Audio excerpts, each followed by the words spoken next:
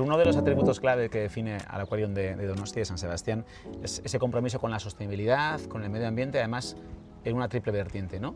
Por un lado la investigación, la divulgación y la conservación de las especies, ¿no? Entonces, con este bagaje que os da esta visión, ¿cómo crees que tienen que abordar las empresas del territorio el reto de la sostenibilidad en un momento como este, además, que el cambio climático, la emergencia climática es cada día una amenaza más real? En primer lugar, yo creo que tenemos que ser conscientes del problema que suponemos cada uno de nosotros o del impacto que tenemos cada uno de nosotros en el medio ambiente.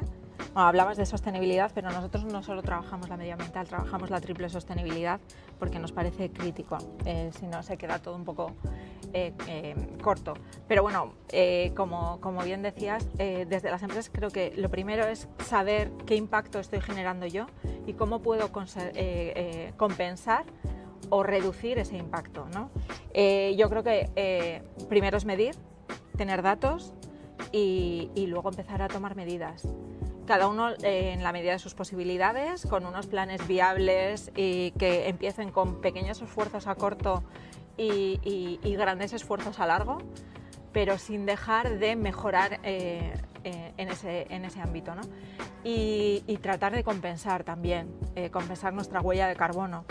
Y ahí me lo has puesto muy en bandeja.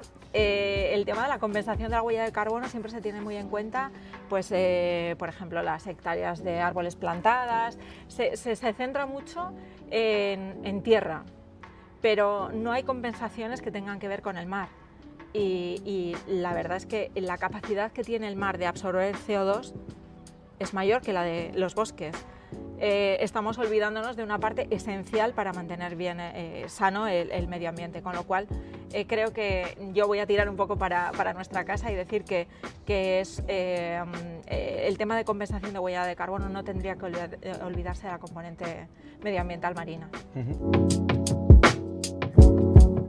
Ester, hemen zuretzan gaudela bista paregabe hauekin, gainera, metik itxira, 2 urtera okerez nabil, 120 urte beteko dituen etxea erakundea, ezta?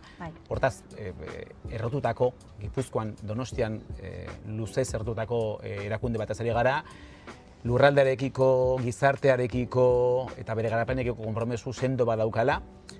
Hauek dira, esango nuke, akuariumaren baloreak. Balio hauek zuen ustez, zelan lagundu aldiete enpresei euren eguneroko zereginetan, eguneroko arrakastan, eguneroko ezbeharrei aurre egiten. Hortaz, zelan lagundu dezakeelako filosofia batek, enpresa kultura honek, enpresen eguneroko zereginetan?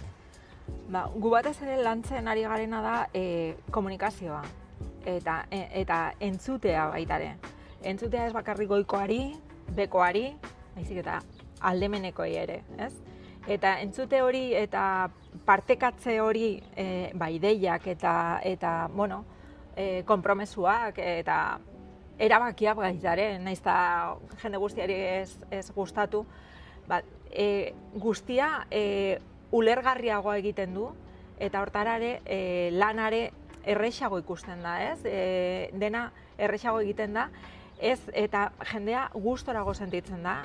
Ez bakarrik barrua, baizik eta instituzio bezala ere askoz erosoago sentitzen gea guztiak, eta hori kanpoan ere ikuisgai gertatzen da. Azkenean jendeak nabaritzen du enpresa batean gauzak ondo kudeatzen direnean edo jendea gustora dagoenean. Hori landu saiatu behar gea lantzen, ez? Barruko guzti hori, gaina laguntzen du era koordinatuagoan lan egiten baita ere, azkenean. Orduan, denak irabazten dugu pertsonak, instituzioak eta inguruan daudenak.